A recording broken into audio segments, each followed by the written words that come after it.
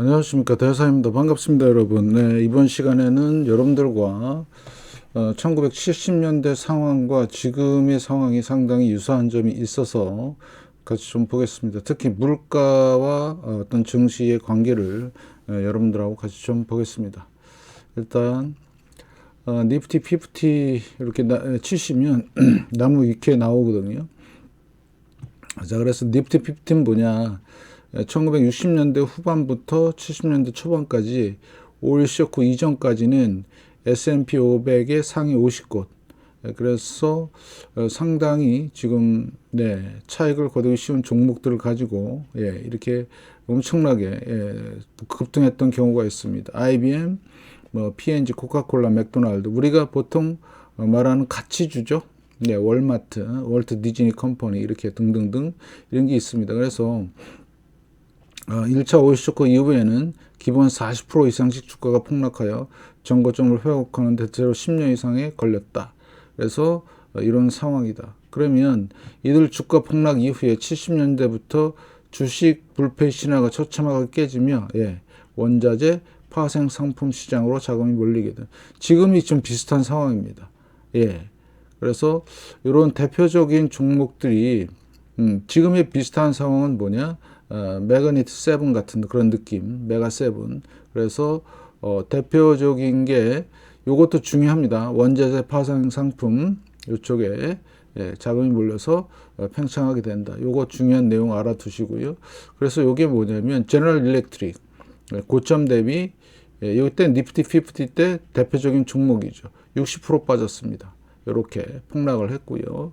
그 다음에 요거는 코카콜라입니다. 코카콜라 보시면 62년부터 해서 72년까지 10년 동안 상승을 했죠. 코카콜라입니다. 그러고 나서 폭락. 얼마? 70%.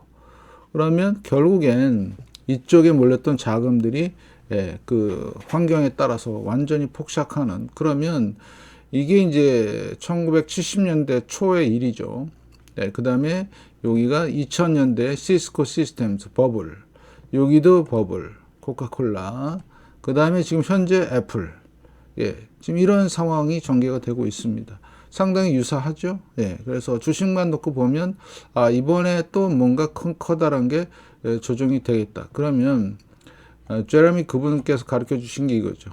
NDQ, RUT, 대형 종목과 소형 종목의 비율인데, 이 흐름이 1929년 대공황 때, 1973년 니프티 50 때, 2000년 일본 버블, 현재의 버블 붕괴 상황을 이렇게 나타나고 있습니다. 제가 요거 아침마다 보여드리고 있죠. 그래서 지금은 상당히 주의해야 되는 상황이다. 왜? 아까도 말씀을 드렸지만 니프티 50 때 상황, 그 다음에 현재 원자재 등 이런 파생 상품 쪽에, 그러니까 원자재 쪽에, 그러면 원자재가 자금이 몰려서 팽창하게 되면 뭐가 생기죠? 당연하죠.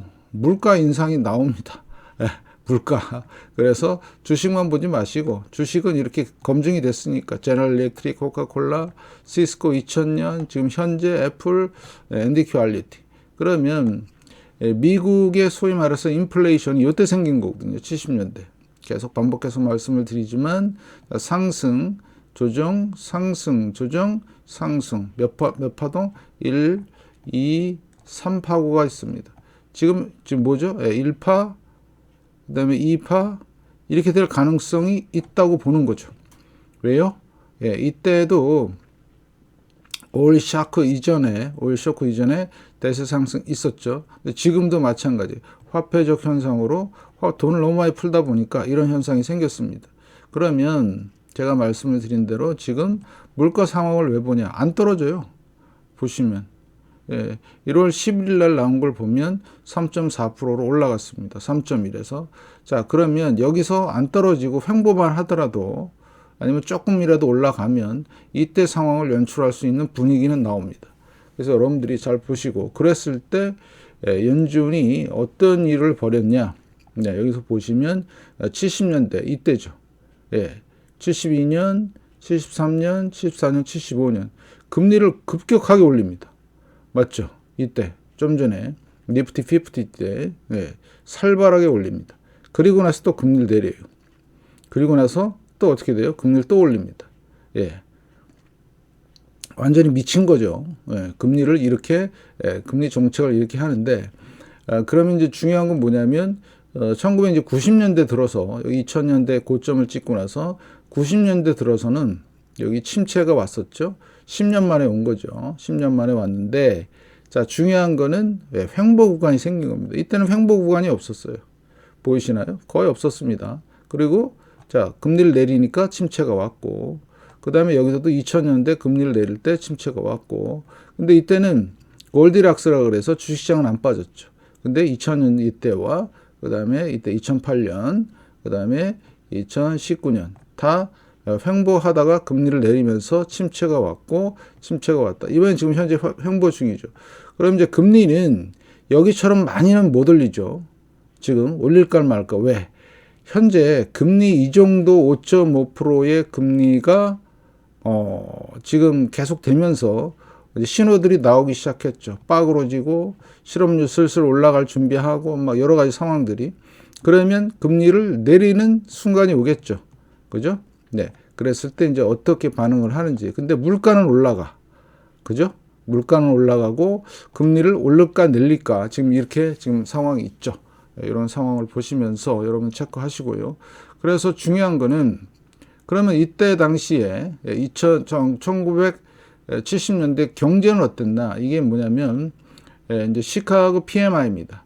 그래서 지금 시카고 PMI가 여기가 지금 30, 소위 말하는 여기 보면 30 근처에 오면 침체가 와요. 이때도 그랬고요. 팬데믹 때 여기 언제죠? 2008년, 그 다음에 닷컴 버블, 자, 2000년, 그죠? 30 근처, 35, 그 다음에 여기는 32, 33, 그 다음에 이제 여기가 이제 뭐죠? 1990년대. 이때 PMI는 어때요? 안 왔다가 바로 올라갔죠. 그래서 침체가 없었습니다. 그런데 여기 보시면 80년대 PMI가 낮죠? 얼마예요? 32. 여기는 얼마예요? 20. 예, 75년 여기 얼마예요? 24입니다. 그 당시에 경제도 안 좋았어요. PMI를 보니까. 그죠? 예, 그러면 지금 만약에 PMI가 46.9죠. 그러면 현재 침체, 안 좋은 구간에 들어와 있는 거죠. 그럼 이게 만약에 PMI도 중요한 역할을 하는 거죠. 만약에 30 근처에 왔다. 아, 이게 침체에 들어가는구나. 완전히 폭락하는구나. 이렇게 판단하시면 되겠습니다. 아주 중요한 내용이고요. 그러면 현재 요게 이제 이겁니다. 이거 그림이 인플레이션.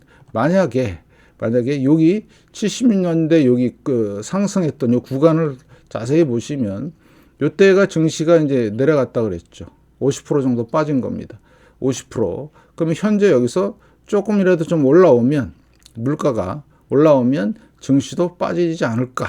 그래서 제가 이 영상을 만든 겁니다. 그럼 여러분들과 같이 이걸 좀 보겠습니다.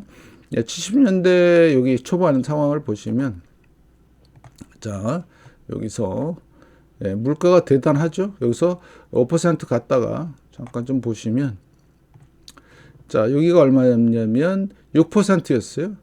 근데 이번에는 얼마였냐면 이게 한 9%까지 갔었죠. 그리고 나서 자 요 상황에서 6% 내려오고 몇 %였냐면 좀 보시면 이게 2.9%예요. 많이 내려왔죠.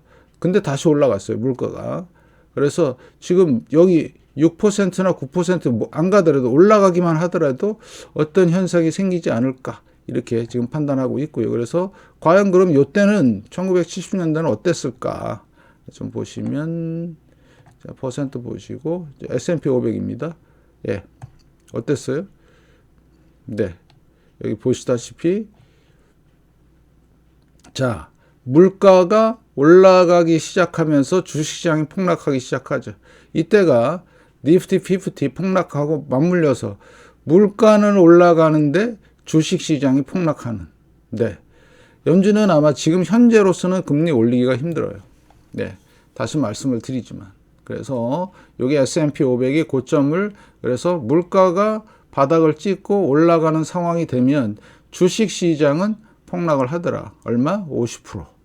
그래서 물가의 고점을 찍고 나서 물가가 잡히시기 시작하면서 증시가 반등이 들어옵니다. 그래서 70년대 상황을 보면 자 어떻게 된다고요? 이렇게 박스권을 유지하는.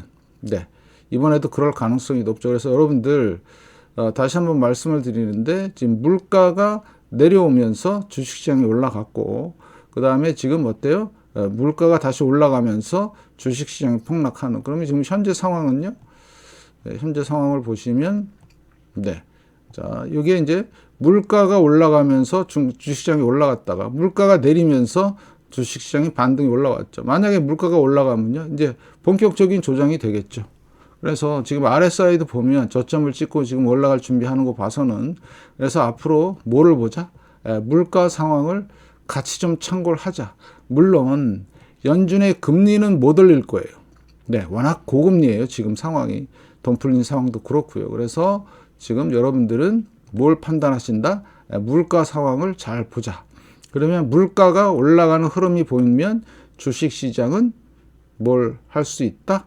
조정을 깊게 할 수 있다. 그러면 대략 한 50%라고 보시면 70년대를 기준해서 50%라고 보시면 이 정도가 되겠죠. 55%, 50% 정도. 예. 그러니까 대략 S&P 500으로 봤을 때, 자, S&P 500으로 봤을 때 전 저점 근처 좀 보시면, 자, 보시면 그죠? 그 정도 되죠.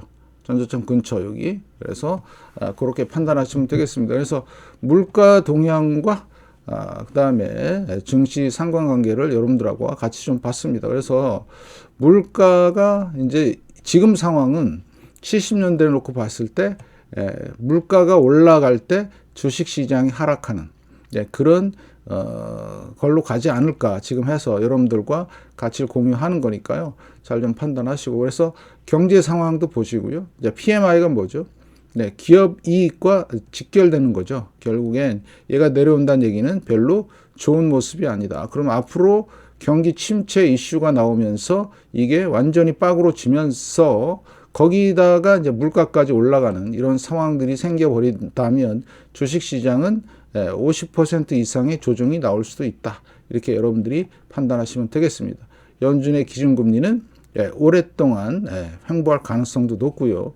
일부 살짝 올랐다 내려올 수도 있고 아니면 서서히 빠지든가 아니면 급격하게 침체가 왔을 때 빠지는 이런 상황들을 여러분들이 잘 체크하셨으면 좋겠습니다. 그래서 이 물가와 지금 상황들 그리고 특히 유럽 같은 경우는 물가가 많이 올라가고 있어요. 잘 보셔야 돼요. 그래서 어떤 이런 상황들에서 지금은 주식시장이 조정할 타임이 확실하게 온 것 같고요. 그래서 2000년 닷컴 버블과 그 다음에 1970년대 니프티 50는 분위기나 이런 것들이 모든 게 다 틀리지만 물가적인 현상으로 봤을 때는 여러분들이 잘 보시고요. 결국엔 뭐냐면 니프티 50가 했던 그 상황은 물가가 올라가서 어떻게 됐죠? 이 주식들이 완전히 박살나는 그런 상황의 아주 대표적인 예다. 그래서 결국엔 지금 어떻게 된다? 원자재 파생 상품 시장으로 자금이 몰린다. 원자재로 몰린다. 이렇게 생각하시면서 그러면 우리는 어떻게 해야 되느냐? 답은 정해져 있죠. 현금을 일단 확보하고 만약에 주식을 내가 해보겠다 그러면 대비하고 있다가 50% 이상 50% 아니 50% 이상 빠졌을 때 대비하고 있다가 좋은 주식들을 쓸어 담는 전략도 괜찮은 것이다. 이렇게 말씀을 좀 드리는 거죠. 아주 중요한 포인트죠. 제너럴 일렉트릭, 코카콜라, 시스코, 애플 현재 상황, 그 다음에 NDQ, RUT, 인플레이션, 그 다음에 페드의 정책은 앞으로 어떻게 변할 것인가. 다시 말씀을 드리겠는데 연준은 금리를 급격히 내리든가 아니면 동결로 계속할 가능성이 높고요. 경제 상황 PMI를 보시고 물가와 그 다음에 주식시장은 이런 관계가 있더라. 70년대를 보니까. 그래서 앞으로 상황은 이렇게 될 하나의 중요한 시나리오다. 이렇게 판단하시면 되겠습니다. 아무튼 여러분들과 같이 보면서 중요한 시나리오를 가지면서 우리가 대비를 해야 되는 거 아닌가. 그래서 제가 늘 말씀을 드린 대로 이제 고물가, 고금리, 고금리 이런 상황들 그럼 뭐죠? 스태그입니다. 스태그. 그래서 지금 스태그 상황이 오면 뭐가 뜬다? 원자재. 원자재가 뜨면 원자재가 올라간다는 얘기는 물가가 고물가가 된다는 얘기예요. 고물가. 그래서 요거를 여러분들이 꼭 기억하고 계시다가 잘 대처하시길 바라겠습니다. 자, 이 정도 마무리하고요. 앞으로도 이런 현상들에 대해서 여러분들과 아주 철저하게 공유하도록 하겠습니다. 영상 많이들 봐주시고요. 더 열심히 하는 대상이 되겠습니다. 고맙습니다.